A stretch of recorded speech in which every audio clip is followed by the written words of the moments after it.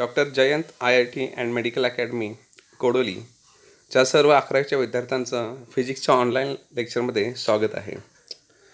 आपण बघतोय फिजिक्सचा पहिला चॅप्टर युनिट्स अँड मेजरमेंट्स. ह्याच्यामध्ये बरेचसे पॉईंट जे गव्हर्नमेंटच्या रूलप्रमाणे कॅन्सल केलेले आहेत, रिड्यूस केलेले आहेत, ते सोडून आपण बऱ्यापैकी आता चॅप्टर कवर केलेला आहे. आज आपला चॅप्टर इथं शेवटच्या पॉईंट्समध्ये आलेला आहे. आणखी आज आपला चॅप्टर इथं पहिला संपेल. बघा, आपण सिस्टीम ऑफ युनिट्स तो पॉईंट बघितलेला आहे. त्यानंतर इकडे डायमेन्शनचे युजेस तो पॉईंट बघितलेला आहे. एरर्स बघितलेले आहेत मेजरमेंटमधले. आता तो जो एरर्स पॉईंट आहे त्याच्यामध्ये एक सब पॉईंट आहे कॉम्बिनेशन एरर्स, तो आज आपल्याला बघायचा आहे. तसंच आपल्याला बघायचं आहे सिग्निफिकंट फिगर्स, हा शेवटचा पॉईंट. आणि आणखी एक आहे ऑर्डर ऑफ मॅग्निट्यूड. असे दोन पॉईंट आहेत जे आज आपल्याला काय करायचे आहेत, कवर करायचे आहेत. ठीक आहे, पुढे जाऊया आपण चॅप्टरमध्ये. तर पहिलाच पॉईंट आपण घेऊया की सिग्निफिकंट फिगर म्हणजे काय. तर सिग्निफिकंट फिगर म्हणजे खूप सोपा पॉईंट आहे. आपल्यासमोर एक नंबर आपल्याला दिलेला असेल, मग तो नंबर काही असू शकतो. कुठल्या तरी वस्तूची डेन्सिटी, व्हॉल्यूम, मास, रेडियस, म्हणजे काही असू शकेल. आणि त्याच्यामध्ये नंबर असेल, युनिट असेल. उदाहरणार्थ वेट दिलेलं असेल 25 kilogram, radius of the earth दिलेला असेल 6.4 × 10⁶ मीटर, असं काही दिलेलं असेल. म्हणजे एक नंबर आपल्यासमोर असेल. त्या नंबरमधले महत्त्वाचे अंक आपल्याला बघायचे. महत्त्वाचे अंक म्हणजेच सिग्निफिकंट फिगर्स. इथं सिग्निफिकंटचा अर्थ आहे अर्थपूर्ण आणि फिगर्सचा अर्थ आहे नंबर्स, अंक, ते डिजिट्स. ठीक आहे, मग ही आहे सिग्निफिकंट फिगरची काय आहे डेफिनेशन आहे. Significant figures in the measured value of a physical quantity is the sum of reliable digits and the first uncertain digits. Okay, तसं डेफिनेशन वाचल्यानंतर फारसं काही लक्षात येणार नाही आहे. ही आणखी एक डेफिनेशन आहे. ठीक आहे, तर आपण डायरेक्ट त्याचे एक्झाम्पल्स जेव्हा घेईन तेव्हा तुम्हाला कळेल की हा पॉईंट खूप सोपा आहे. जरी डेफिनेशन थोडीशी असं डोक्यावरून जात असली तरी आपल्याला ते जेव्हा एक्झाम्पल आपण सोडवणार तेव्हा मात्र तुम्हाला काय वाटेल, ते खूप सोपं वाटेल. ओके, बघूया. तर इथं त्याचे काही रूल्स आहेत, ते रूल्स पण आपण बघूया. तर इथं रूल्स आहेत खाली, त्याचे rules for determining significant figures. Okay, बघूया. तर उदाहरणार्थ बघा, इथे तुम्हाला एक नंबर दिलेला दिसेल 178.43, 178.43. हा एक नंबर आहे सेंटीमीटर क्यूब.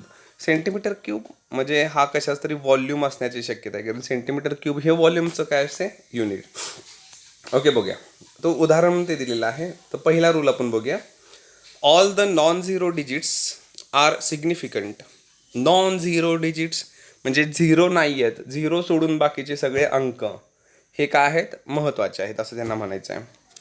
उदाहरणार्थ एक एक्झाम्पलमध्ये त्यांनी व्हॉल्यूम दिलेला आहे 178.43.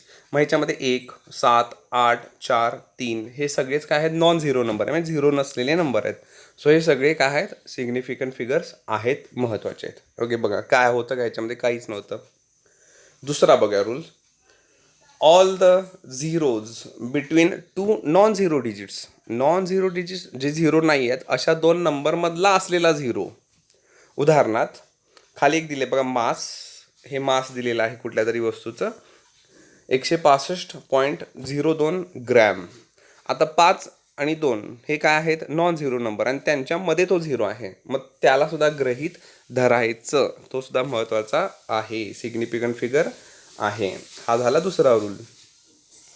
तिसरा रूल बघा की असे जे नंबर्स आहेत बघा, हा नंबर 0.001405.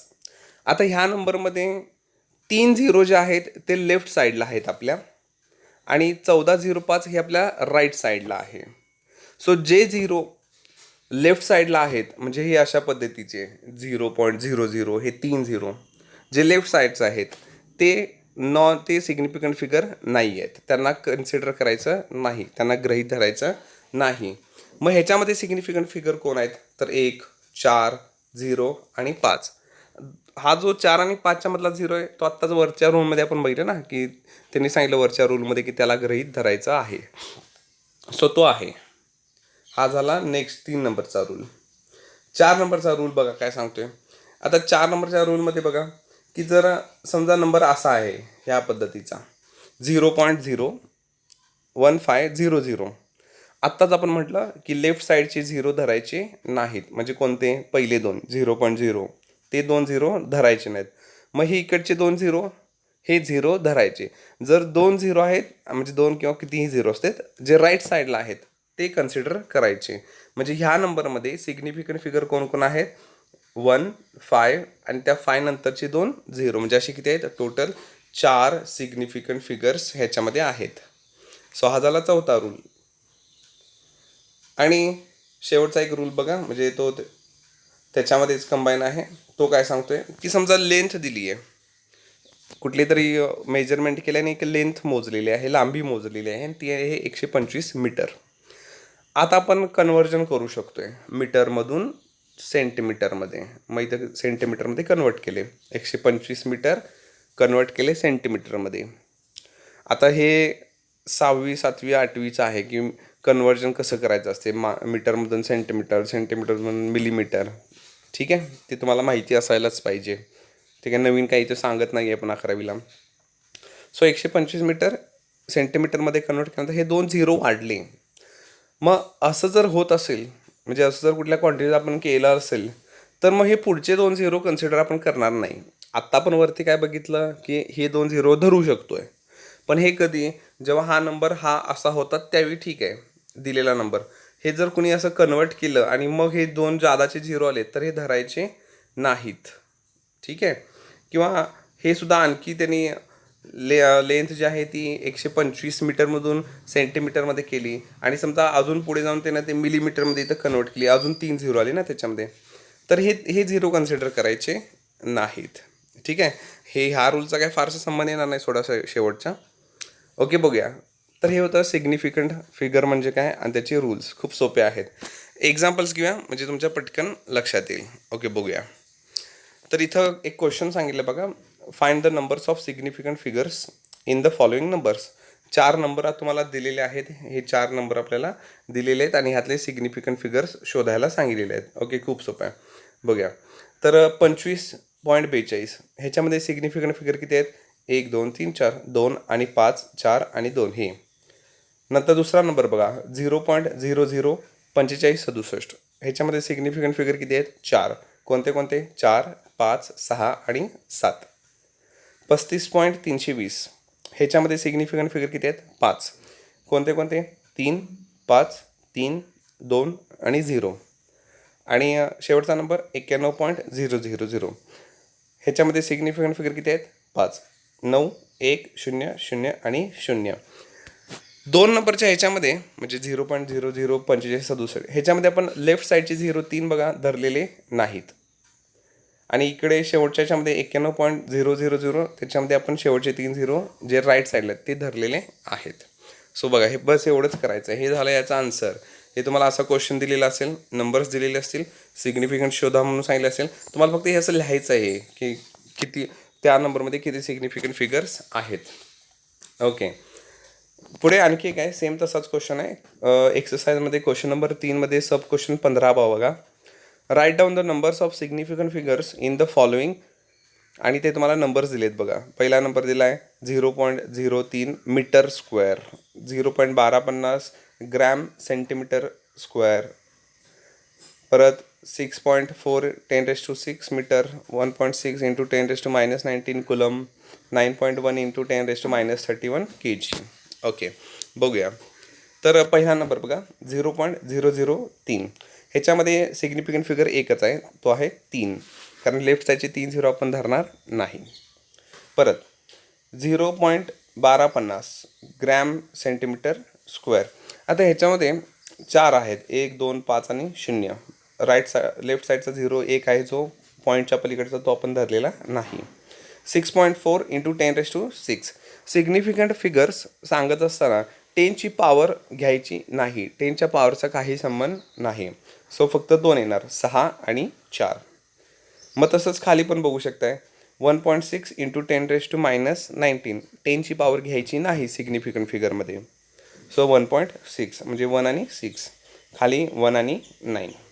मग भलेही पॉवर 10ची किती पण असू दे, त्याचा आणि सिग्निफिकंट फिगरचा काही संबंध नाही. सो अशा पद्धतीने तुम्हाला सिग्निफिकंट फिगरवरती सोपे सोपे क्वेश्चन्स असणार आहेत. तुम्हाला दिलेल्या नंबरमधले फक्त काय करायचे आहेत की सिग्निफिकंट फिगर्स कोण आहेत त्यांचे फक्त नंबर सांगायचे, 3 आहेत, 4 आहेत की 5 आहेत. ठीक आहे. सो हे होतं सिग्निफिकंट फिगर्स. सिग्निफिकंट फिगर्सवरती 2 एक्झाम्पल्स आपल्याला एक्सरसाइजमध्ये आहेत. एक आहे क्वेश्चन नंबर 3मध्ये 16 नंबरचा. ओके, बघूया. तर काय सांगितलं आहे, diameter of sphere is 2.14 centimetre.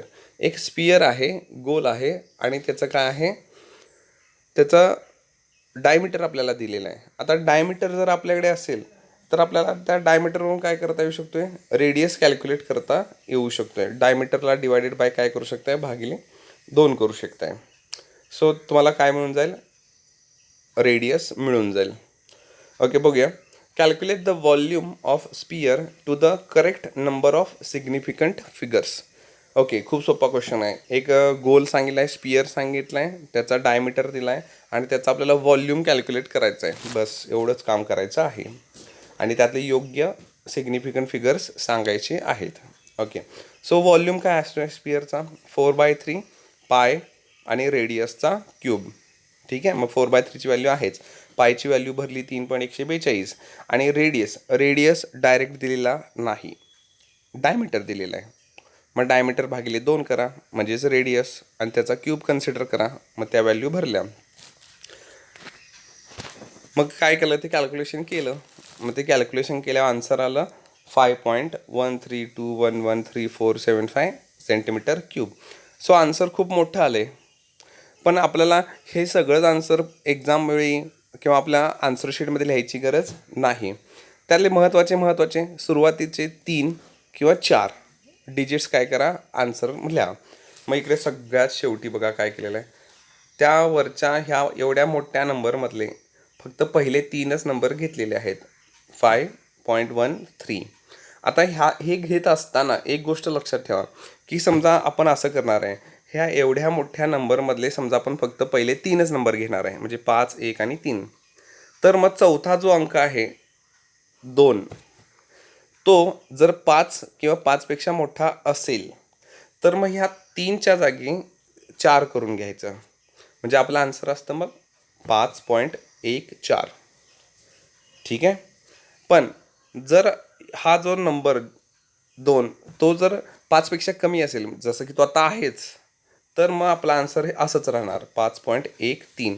म्हणजे आपल्याला जिथंपर्यंतचा नंबर घ्यायचा आहे त्याच्या पुढचा अंक 5पेक्षा मोठा असेल तर अलीकडच्या शेवटच्या अंकात बदल करायचा, तो 1 वाढवायचा. आणि जर तो नंबर 5पेक्षा कमी असेल तर शेवटचा जो आपला नंबर आहे तो आहे तसाच ठेवायचा, त्याच्यामध्ये काही बदल करायचा नाही. आता इथं आपल्याला घ्यायचे होते पहिले 3च अंक, म्हणजे 5, 1 आणि 3. आणि चौथा जो अंक होता, जिथून पुढचे आपल्याला नंबर्स नको आहेत, तो चौथा अंक होता 2, म्हणजे 5पेक्षा कमी होता. सो आपला आन्सर इथं हे तसंच आलेलं आहे, म्हणजे काही चेंज झालेला नाही. सो हे एक लक्षात ठेवा. म्हणजे राऊंड फिगर करून घ्यायची, हे तुम्हाला माहिती आहे, 10वीपर्यंत पण आपण बऱ्याच वेळा ते केलेलं आहे. ओके, सो हा होता तिसऱ्या क्वेश्चनमधला 16वा. पुढे बघा, सेम अगदी तशाच पद्धतीचा आणखी एक विचारलेला आहे. क्वेश्चन नंबर 3मध्येचा आहे 11 नंबरचा. लेंथ दिलेली आहे, ब्रेड्थ दिलेली आहे आणि थिकनेस दिलेली आहे. एक कोण आहे, एक शीट ऑफ मेटल आहे, म्हणजे एक पत्र्याचा असं चौकोनी तुकडा आहे जाड, त्याची लेंथ लांबी दिलेली आहे, ब्रेड्थ जाडी दिलेली आहे आणि थिकनेस दिलेला आहे. तर ह्या 3 गोष्टी आता आपल्याकडे आहेत आणि त्यांनी काय काय सांगितलं आहे, गिव द एरिया आणि व्हॉल्यूम. आणि ह्याचा आपल्याला काय करायचं आहे, एरिया आणि व्हॉल्यूम करायचं, शोधायचं आहे, कॅल्क्युलेट करायचं आहे योग्य नंबरपर्यंत. बघूया. सो दिलेलं काय काय आहे, तर लेंथ दिलेली आहे, ब्रेड्थ दिलेली आहे आणि थिकनेस टी दिलेला आहे. आता बघा, लेंथ दिली मीटरमध्ये, ब्रेड्थ दिली मीटरमध्ये आणि थिकनेस देताना कशामध्ये दिली, सेंटीमीटरमध्ये. 11-12मध्ये कॅल्क्युलेशन करत असताना पहिला नियम आहे की दिलेल्या सगळ्या क्वांटिटी ह्या एकाच युनिटमध्ये असायला पाहिजे. म्हणजे जसं इथं 3 क्वांटिटी आहेत आणि त्या तिन्ही पण एकतर मीटर मीटर मीटर पाहिजेत किंवा सेंटीमीटर सेंटीमीटर सेंटीमीटर पाहिजेत. इथं झालं आहे काय, 2 आहेत मीटर आणि एक आहे सेंटीमीटर. मग एक जी सेंटीमीटर आहे 2.01 थिकनेस, ती कन्वर्ट करून घ्या आणि ती कन्वर्ट केल्यावर मीटरमध्ये अशी दिसेल 0.0201. आता आपल्याकडे तिन्ही पण क्वांटिटी मीटरमध्ये आहेत. मग आपल्याला कॅल्क्युलेट काय काय करायचं आहे, एक एरिया आणि व्हॉल्यूम.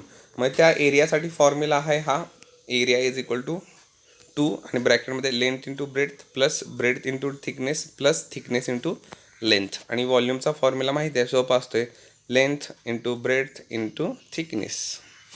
ओके, भूमितीला हे झालं असणार आहे. ठीक आहे, फॉर्म्युले सोपे आहेत, हे काय नवीन फॉर्म्युले नाही आहेत.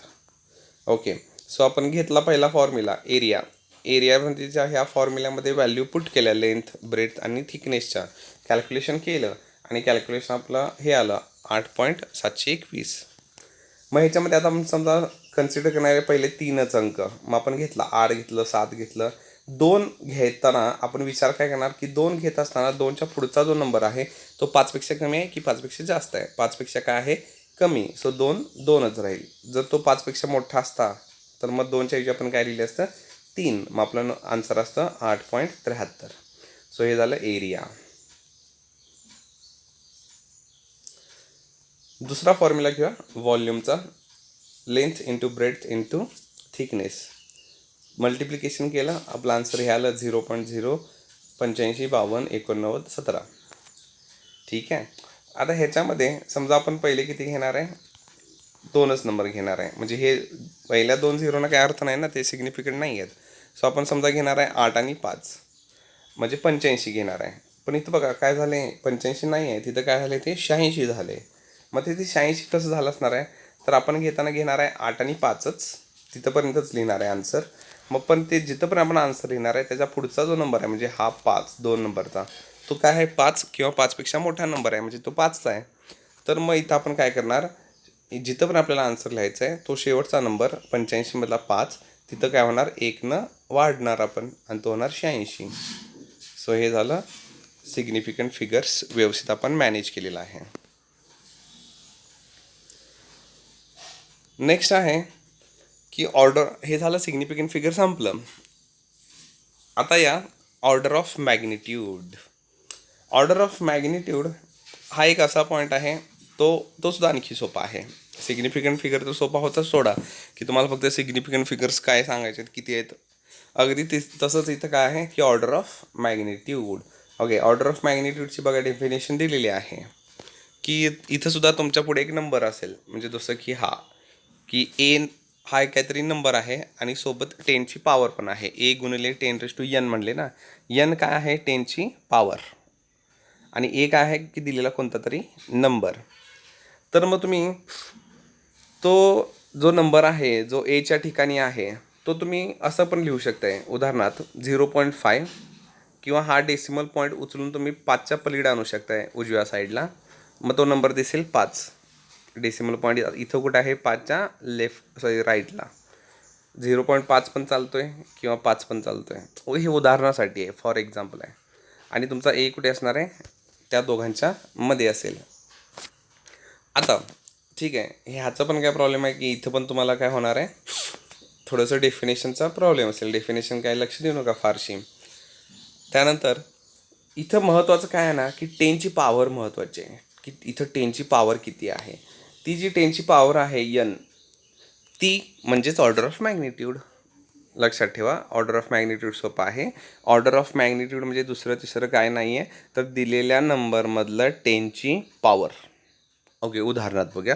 उदाहरण बघितल्यानंतर तुमच्या ते पटकन लक्षात येईल. पहिलं इथं खाली एक्झाम्पल्स दिले आहेत बघा. पहिले एक्झाम्पल बघा, स्पीड ऑफ लाईट. लाईटचं एअरमधलं स्पीड किती असतं, तर ते असतं 3 × 10⁸ मीटर पर सेकंड.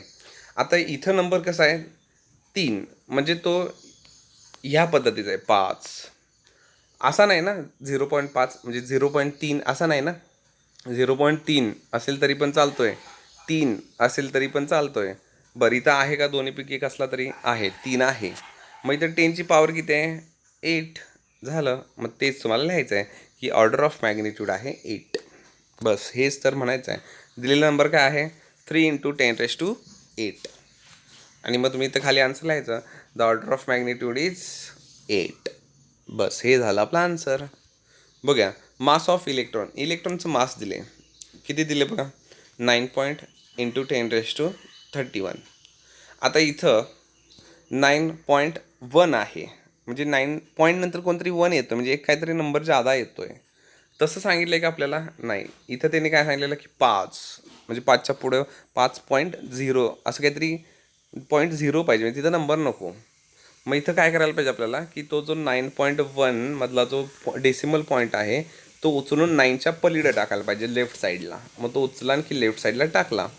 मग त्याच्यामुळे काय होणार 10ची पॉवर किती इंट्रोड्यूस होणार ते पॉईंट शिफ्ट केल्यामुळं 10⁻1 लेफ्टला शिफ्ट केल्यामुळे डेसिमल पॉईंट लेफ्टला शिफ्ट केल्यामुळे 10ची पॉवर किती येणार 10⁻1. मग आधी किती होती 10⁻31 आणि आता पॉईंट शिफ्ट केल्यामुळे किती आली 10⁻1. मग आत्ता आलेली 10⁻1 आणि आधीपासून असलेली 10⁻31 ह्या दोन 10च्या पॉवर कंबाईन होणार. इंडेक्सची ॲडिशन होणार पण ॲडिशन होणार म्हणजे ॲक्च्युली ॲडिशन होणार नाही कारण एक नंबर -31 आहे आणि एक आहे +1. सो -31 आणि +1 मिळून किती होणार -30.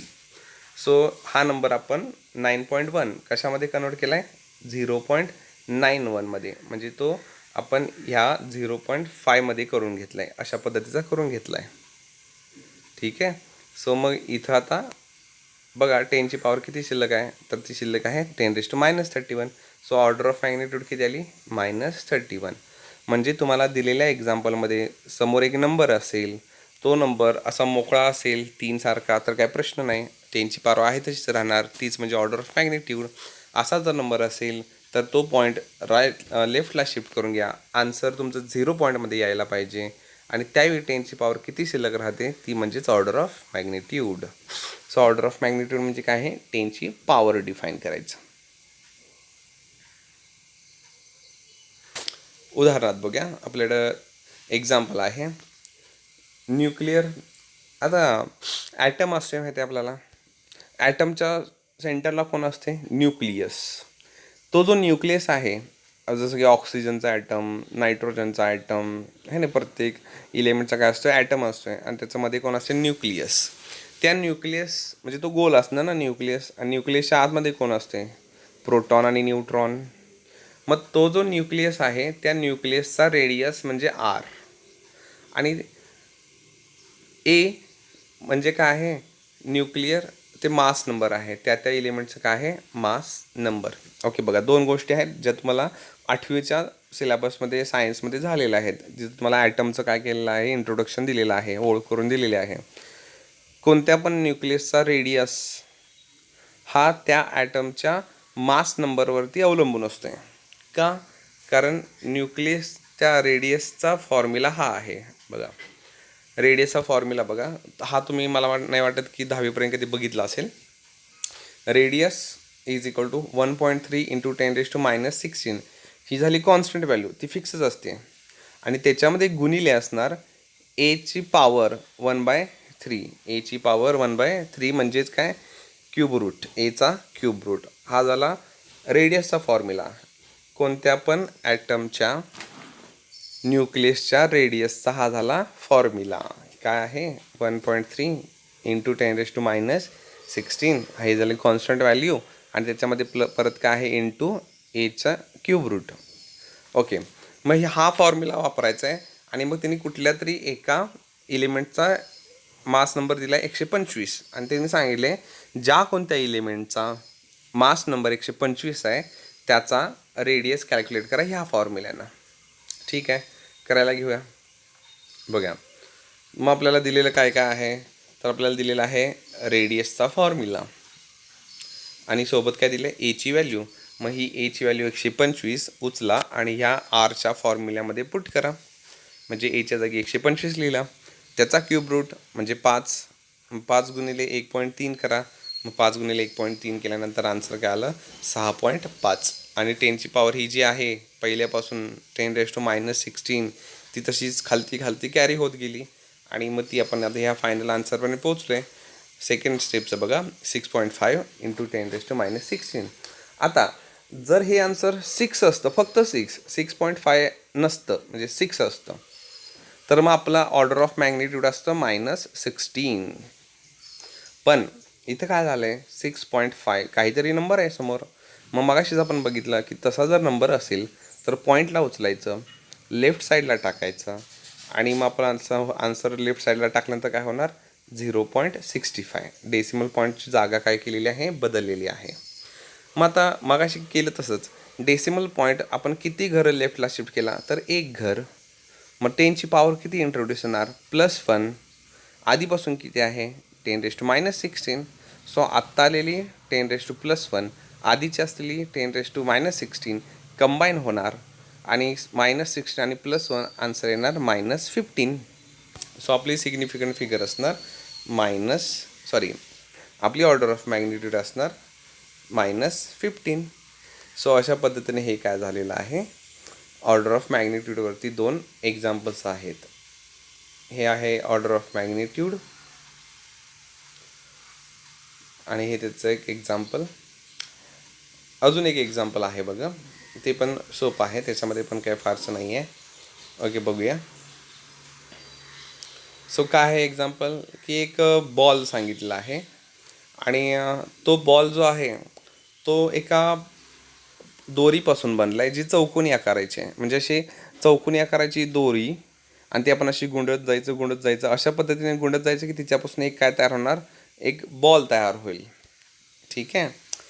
मग ते दोरीनं गुंडळल्यानंतर ती दोरीचा जो आकार आहे तो मोठा असणार, बाहेरचा गोल, आणि दोरीच्या आतमध्ये पोकळ आहे ना, म्हणजे हॉलो आहे असं कन्सिडर करा.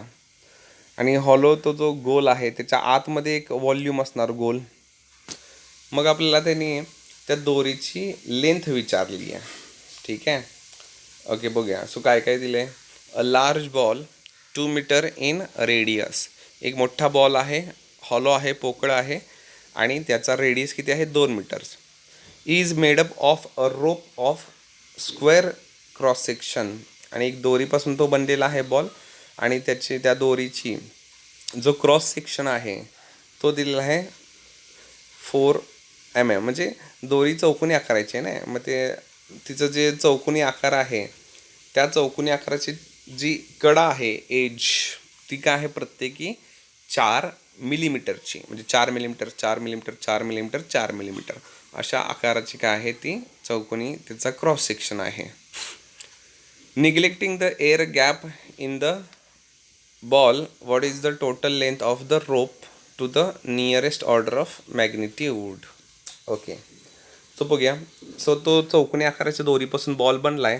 सो आतला व्हॉल्यूम म्हणजे त्या बॉलच्या आतला पोकळ भाग त्याचा व्हॉल्यूम तो, आणि दोरीनं म्हणजे तो जो बॉल आहे बॉलवरती गुंडळलेली दोरी आहे असं कन्सिडर करा, म्हणजे सोपं जाईल. एक बॉल आहे आणि त्या बॉलवरती एक दोरी गुंडळली आहे चौकोनी आकाराची. हे पटकन लक्षात येईल. जसं आपण भोवरा फिरवण्यासाठी त्याच्यावरती दोरी गुंडळतोय, अगदी तसं गोल आहे ते बॉल आहे आणि त्याच्यावरती दोरी गुंडळली असं कन्सिडर करा. मग त्या बॉलचा व्हॉल्यूम आणि त्या दोरीनं आतमध्ये जो एरिया कवर केला असेल व्हॉल्यूम तो सेमच असणार ना. म्हणजे आपण सुरुवात करतोय त्या फॉर्म्युल्यानं. मग बॉलचा व्हॉल्यूम किती, तर मग अशीच आपण पहिलं बॉल म्हणजे स्पिअरचा व्हॉल्यूमचा फॉर्म्युला काय असतोय 4/3 पाय आणि रेडियसचा क्यूब. आणि जो त्या दोरीनं गुंडळलेल्या दोरीनं आतमध्ये जो गोलाकार भाग पोकळा असेल तो जो असेल त्याचा व्हॉल्यूम काय असणार आहे, तर त्याचा व्हॉल्यूमचा फॉर्म्युला बघा किंवा लक्षात ठेवा, मला वाटते हा तुमच्यासाठी नवीनच असेल. Area of cross section of rope into length.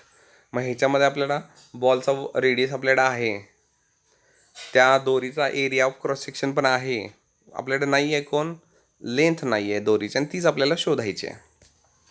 म्हणजे हा फॉर्म्युला आपण काय करणार, चेंज करणार. कोणासाठी, लेंथसाठी. लेंथ आणि एरिया ऑफ क्रॉस सेक्शन काय आहे मल्टिप्लिकेशनमध्ये.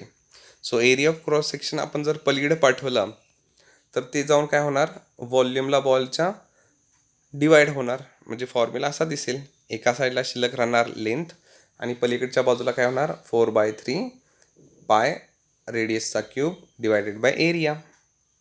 कारण आपल्याला लेंथ शोधायची. आता रेडियस दिलेला आहे का? यस, रेडियस दिलेला आहे 2 मीटर. एरिया दिला आहे का? दिला आहे. एरिया डायरेक्ट दिला आहे का? एरिया डायरेक्ट नाही दिलेला, लांबी सांगितली. चौकोनी आकाराच्या प्रत्येक बाजूची लांबी सांगितली, ती आहे 4 मिलीमीटर.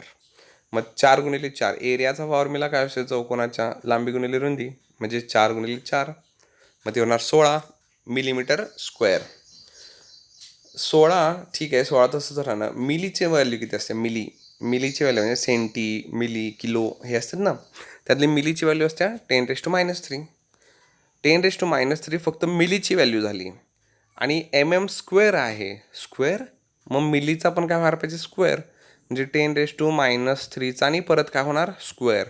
10⁻³ स्क्वेअर म्हणजे -3 गुणिले 2 होणार -6, म्हणजे एरिया झाला 16 × 10⁻⁶ मीटर स्क्वेअर.